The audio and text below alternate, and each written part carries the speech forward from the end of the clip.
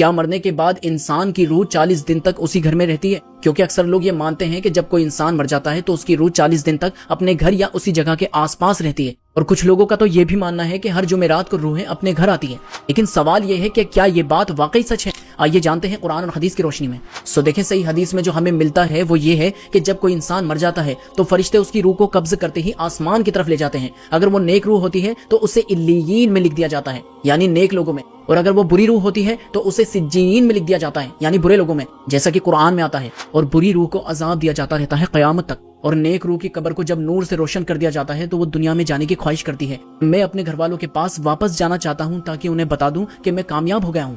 فرشتے اس سے کہتے ہیں کہ سو جا، یہاں تک کہ اللہ ہی اسے اس کے خوابگاہ سے بیدار کرے گا۔ اب مجھے بتائیں کہ قرآن اور حدیث کے اکارڈنگ تو ہمیں کہیں بھی یہ نہیں ملتا کہ روحیں بھٹکتی ہے یا آتی ہے یا اپنے گھروں میں رہتی ہے، بلکہ اس سے تو صاف کلیئر ہو جاتا ہے کہ روحوں کا تعلق اس دنیا سے قیامت تک کے لیے ختم ہو جاتا ہے، اب چاہے وہ نیک روح ہو یا بری۔ اور اس کا ثبوت تو قرآن میں بھی ملتا ہے، سورہ مومنون میں۔ اور ان مرنے والوں کے پیچھے ایک آڑ ہے، یعنی عالم برزخ، جو اس وقت تک قائم رہے گی جب تک کہ انہیں زندہ کر کے اٹھایا جائے۔ یعنی انسان مرنے کے بعد برزخ میں ہوتا ہے، برزخ یعنی آخرت اور دنیا کے بیچ میں۔ جو یہ کسی کے اوپر بھوت پریت یا اثرات ہو جاتے ہیں نا کہ میں فلاں شخص ہوں جو مر گیا تھا، تو وہ شیطان جن ہوتا ہے، نہ کہ کسی شخص کی روح۔ سو برادرز اینڈ سسٹرز، مرنے کے بعد آتمائیں بھٹکتی ہیں یا اپنے گھروں میں آتی ہیں، یہ عقیدہ اسلام کا نہیں بلکہ کہانیوں کا ہے۔ قرآن اور حدیث کے مطابق روحیں اپنے رب کے حکم میں